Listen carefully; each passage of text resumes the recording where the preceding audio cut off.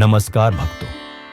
आज मैं आपको एक ऐसा दिव्य, दुर्लभ और रहस्यमय मंत्र सुनाने जा रहा हूं, जिसे बड़े बड़े साधक और तांत्रिक भी गुप्त रखते हैं। कहते हैं, इस मंत्र की शक्ति इतनी प्रबल है कि यदि आप इसे केवल 27 मिनट तक पूरी श्रद्धा से सुन लें, तो जीवन के हर रुके हुए काम, पैसों की समस्या, व्यापार में नुकसान,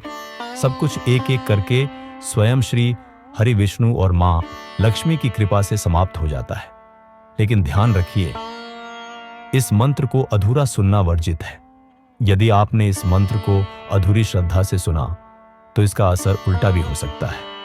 और अगर पूरे मन से पूरे 27 मिनट तक सुना, तो जो चमत्कार होता है वह आपकी कल्पनाओं से परे है। और हां दोस्तों, अगर आप सच में चाहते हैं कि आपके जीवन में भी लक्ष्मी का आगमन हो, तो अभी इस वीडियो को लाइक जरूर करें, नीचे कमेंट करके जय श्री हरि विष्णु लिखें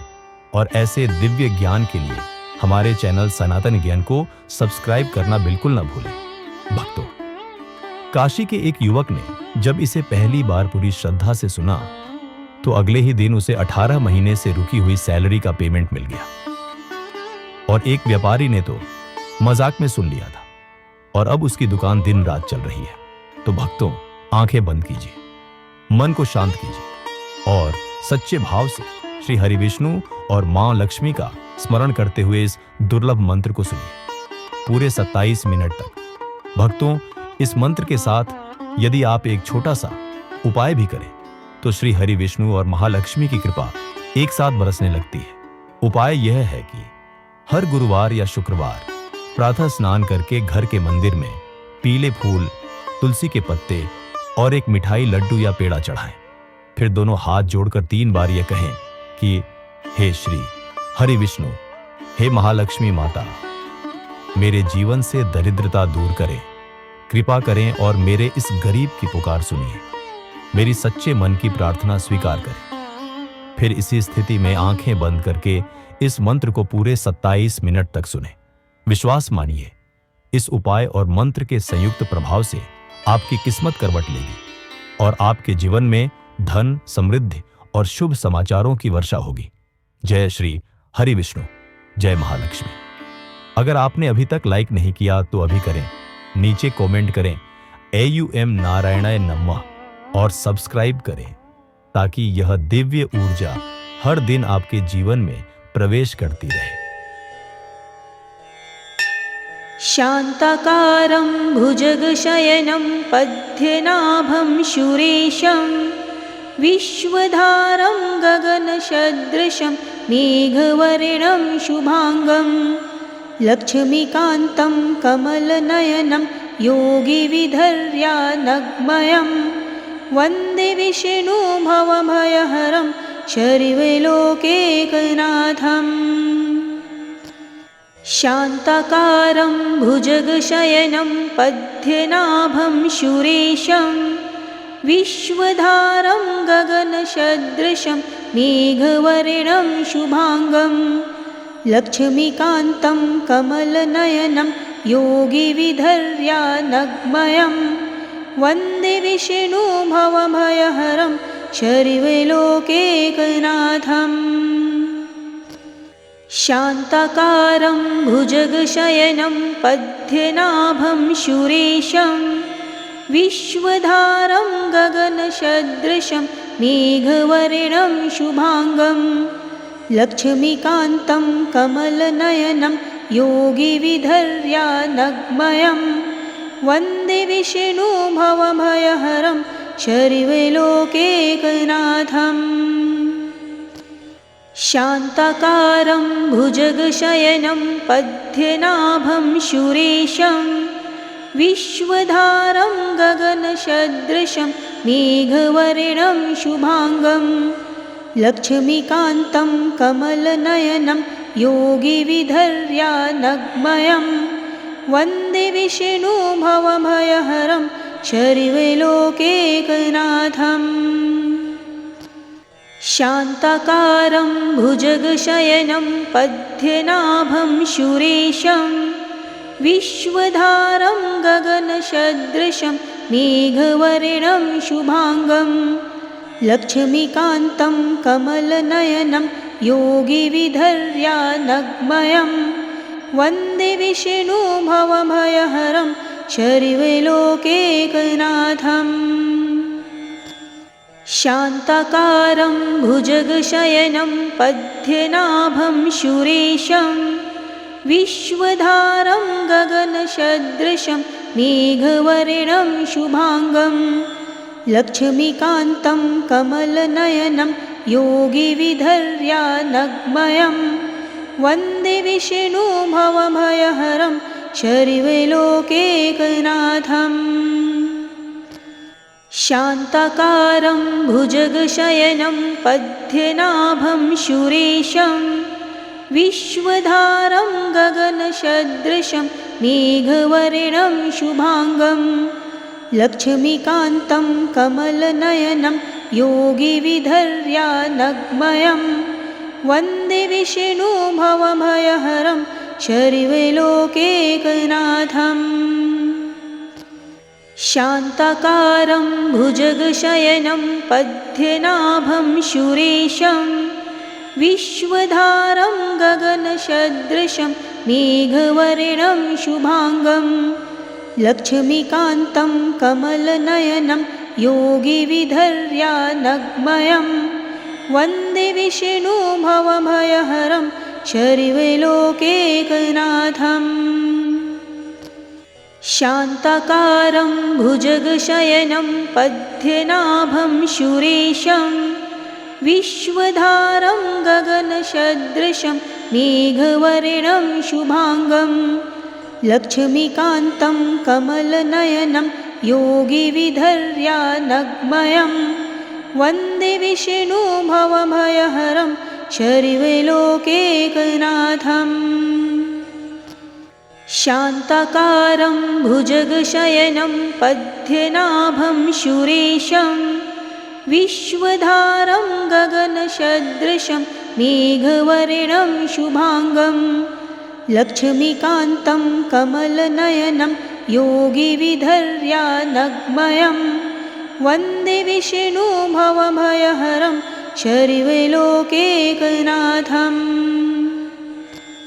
शान्ताकारं भुजगशयनं पद्मनाभं सुरेशं विश्वधारं गगनसदृशं मेघवर्णं शुभाङ्गं लक्ष्मीकान्तं कमलनयनं योगिविधर्यानग्मयं वन्दे विष्णुभवभयहरं सर्वलोकैकनाथम् शान्ताकारं भुजगशयनं पद्मनाभं सुरेशं विश्वधारं गगनसदृशं मेघवर्णं शुभाङ्गं लक्ष्मीकान्तं कमलनयनं योगिविधर्यानग्मयं वन्दे विष्णुभवभयहरं सर्वलोकैकनाथम् शान्ताकारं भुजगशयनं पद्मनाभं सुरेशं विश्वधारं गगनसदृशं मेघवर्णं शुभाङ्गं लक्ष्मीकान्तं कमलनयनं योगिविधर्यानग्मयं वन्दे विष्णुभवभयहरं सर्वलोकैकनाथम् शान्ताकारं भुजगशयनं पद्मनाभं सुरेशं विश्वधारं गगनसदृशं मेघवर्णं शुभाङ्गं लक्ष्मीकान्तं कमलनयनं योगिविधर्यानग्मयं वन्दे विष्णुभवभयहरं सर्वलोकैकनाथम् शान्ताकारं भुजगशयनं पद्मनाभं सुरेशं विश्वधारं गगनसदृशं मेघवर्णं शुभाङ्गं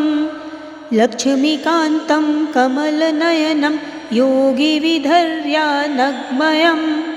वन्दे विष्णुभवभयहरं शर्वलोकैकनाथम्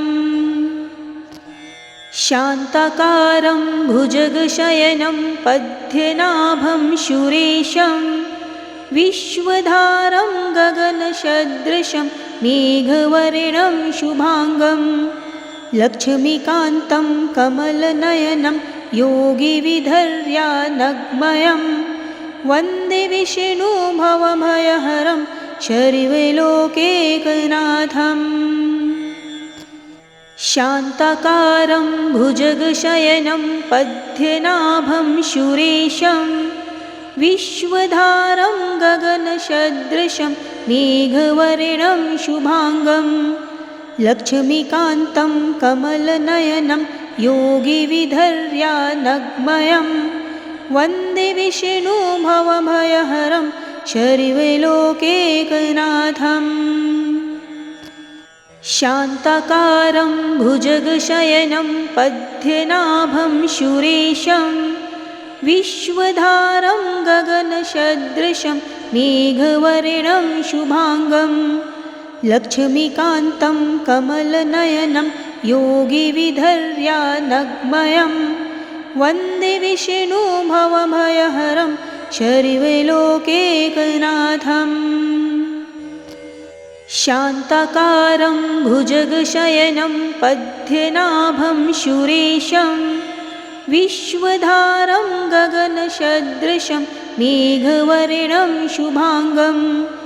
लक्ष्मीकान्तं कमलनयनं योगिविधर्यानग्मयं वन्दे विष्णुभवभयहरं शर्वलोकैकनाथम् शान्ताकारं भुजगशयनं पद्मनाभं सुरेशं विश्वधारं गगनसदृशं मेघवर्णं शुभांगं लक्ष्मीकान्तं कमलनयनं योगिविधर्यानग्मयं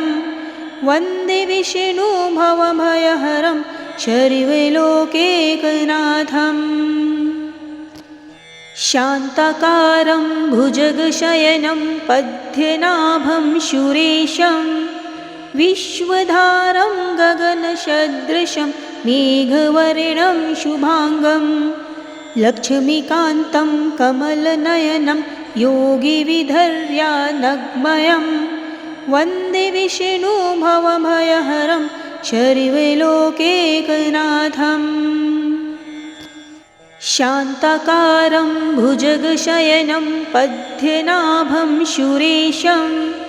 विश्वधारं गगनसदृशं मेघवर्णं शुभांगं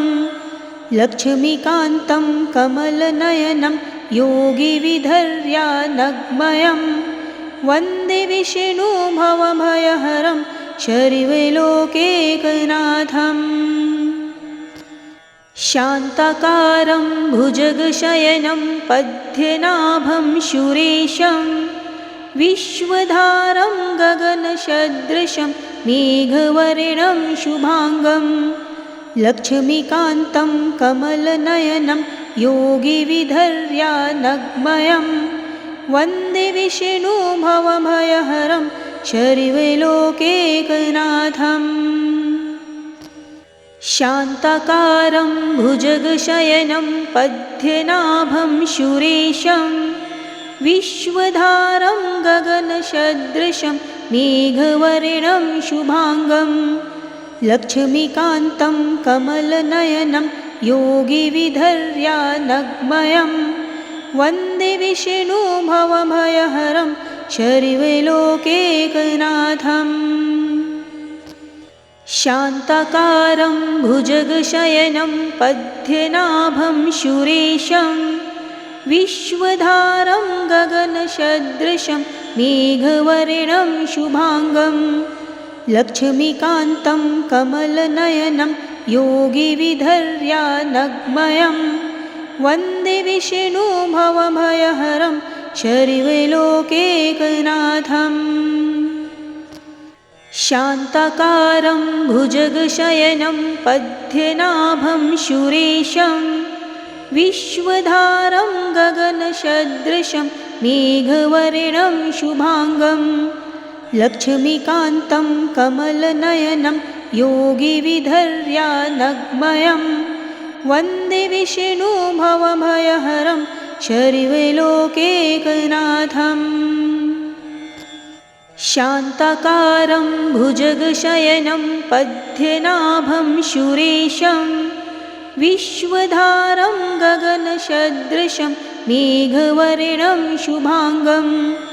लक्ष्मीकान्तं कमलनयनं योगिविधर्यानग्मयं वन्दे विष्णु भवभयहरं शर्वलोकैकनाथम् शान्ताकारं भुजगशयनं पद्मनाभं सुरेशं विश्वधारं गगनसदृशं मेघवर्णं शुभाङ्गं लक्ष्मीकान्तं कमलनयनं योगिविधर्यानग्मयं वन्दे विष्णु भवभयहरं शर्वलोकैकनाथम् शान्ताकारं भुजगशयनं पद्मनाभं सुरेशं विश्वधारं गगनसदृशं मेघवर्णं शुभाङ्गं लक्ष्मीकान्तं कमलनयनं योगिविधर्यानग्मयं वन्दे विष्णु भवभयहरं शर्वलोकैकनाथम्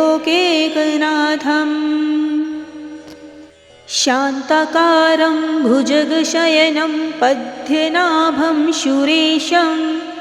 विश्वधारं गगनसदृशं मेघवर्णं शुभाङ्गं लक्ष्मीकान्तं कमलनयनं योगिविधर्यानग्मयं वन्दे विष्णु भवभयहरं शर्वलोकैकनाथम् शान्ताकारं भुजगशयनं पद्मनाभं सुरेशं विश्वधारं गगनसदृशं मेघवर्णं शुभाङ्गं लक्ष्मीकान्तं कमलनयनं योगिविधर्यानग्मयं वन्दे विष्णु भवभयहरं शर्वलोकैकनाथम् शान्ताकारं भुजगशयनं पद्मनाभं सुरेशं विश्वधारं गगनसदृशं मेघवर्णं शुभाङ्गं लक्ष्मीकान्तं कमलनयनं योगिविधर्यानग्मयं वन्दे विष्णु भवभयहरं शर्वलोकैकनाथम् शान्ताकारं भुजगशयनं पद्मनाभं सुरेशं विश्वधारं गगनसदृशं मेघवर्णं शुभाङ्गं लक्ष्मीकान्तं कमलनयनं योगिविधर्यानग्मयं वन्दे विष्णु भवभयहरं शर्वलोकैकनाथम् शान्ताकारं भुजगशयनं पद्मनाभं सुरेशं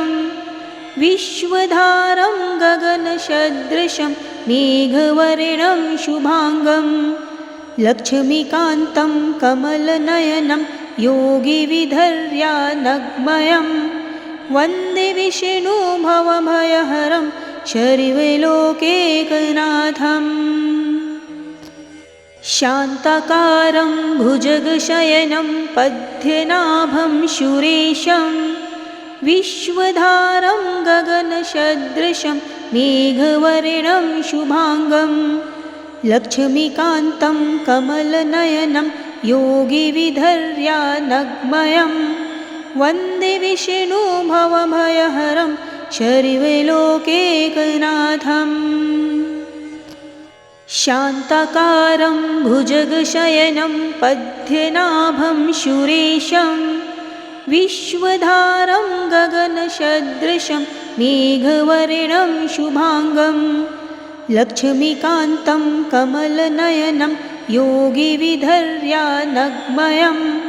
वन्दे विष्णु भवभयहरं शर्वलोकैकनाथम् शान्ताकारं भुजगशयनं पद्मनाभं सुरेशं विश्वधारं गगनसदृशं मेघवर्णं शुभांगं लक्ष्मीकान्तं कमलनयनं योगिविधर्यानग्मयं वन्दे विष्णु भवभयहरं सर्वलोकैकनाथम्। शान्ताकारं भुजगशयनं पद्मनाभं सुरेशं विश्वधारं गगनसदृशं मेघवर्णं शुभांगं लक्ष्मीकान्तं कमलनयनं योगिविधर्यानग्मयं वन्दे विष्णु भवभयहरं सर्वलोकैकनाथम्। शान्ताकारं भुजगशयनं पद्मनाभं सुरेशं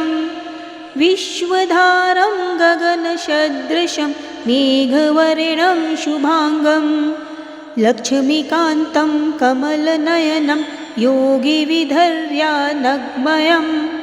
वन्दे विष्णु भवभयहरं सर्वलोकैकनाथम्। शान्ताकारं भुजगशयनं पद्मनाभं सुरेशं विश्वधारं गगनसदृशं मेघवर्णं शुभांगं लक्ष्मीकान्तं कमलनयनं योगिविधर्यानग्मयं वन्दे विष्णु भवभयहरं सर्वलोकैकनाथम्। शान्ताकारं भुजगशयनं पद्मनाभं सुरेशं विश्वधारं गगनसदृशं मेघवर्णं शुभांगं लक्ष्मीकान्तं कमलनयनं योगिविधर्यानग्मयं वन्दे विष्णु भवभयहरं सर्वलोकैकनाथम्। शान्ताकारं भुजगशयनं पद्मनाभं सुरेशं विश्वधारं गगनसदृशं मेघवर्णं शुभांगं लक्ष्मीकान्तं कमलनयनं योगिविधर्यानग्मयं वन्दे विष्णु भवभयहरं सर्वलोकैकनाथम्। शान्ताकारं भुजगशयनं पद्मनाभं सुरेशं विश्वधारं गगनसदृशं मेघवर्णं शुभांगं लक्ष्मीकान्तं कमलनयनं योगिविधर्यानग्मयं वन्दे विष्णु भवभयहरं सर्वलोकैकनाथम्। शान्ताकारं भुजगशयनं पद्मनाभं सुरेशं विश्वधारं गगनसदृशं मेघवर्णं शुभांगं लक्ष्मीकान्तं कमलनयनं योगिविधर्यानग्मयं वन्दे विष्णु भवभयहरं सर्वलोकैकनाथम्। शान्ताकारं भुजगशयनं पद्मनाभं सुरेशं विश्वधारं गगनसदृशं मेघवर्णं शुभांगं लक्ष्मीकान्तं कमलनयनं योगिविधर्यानग्मयं वन्दे विष्णु भवभयहरं सर्वलोकैकनाथम्। शान्ताकारं भुजगशयनं पद्मनाभं सुरेशं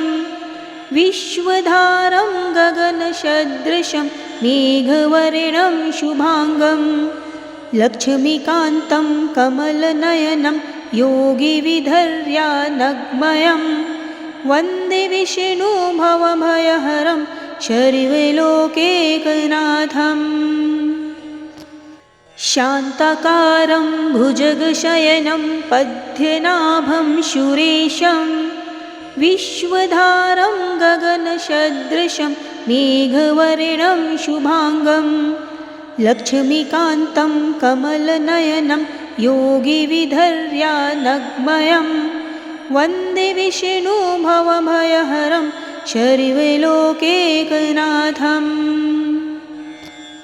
शान्ताकारं भुजगशयनं पद्मनाभं सुरेशं विश्वधारं गगनसदृशं मेघवर्णं शुभाङ्गं लक्ष्मीकान्तं कमलनयनं योगिविधर्यानग्मयं वन्दे विष्णु भवभयहरं शर्वलोकैकनाथम् शान्ताकारं भुजगशयनं पद्मनाभं सुरेशं विश्वधारं गगनसदृशं मेघवर्णं शुभाङ्गं लक्ष्मीकान्तं कमलनयनं योगिविधर्यानग्मयं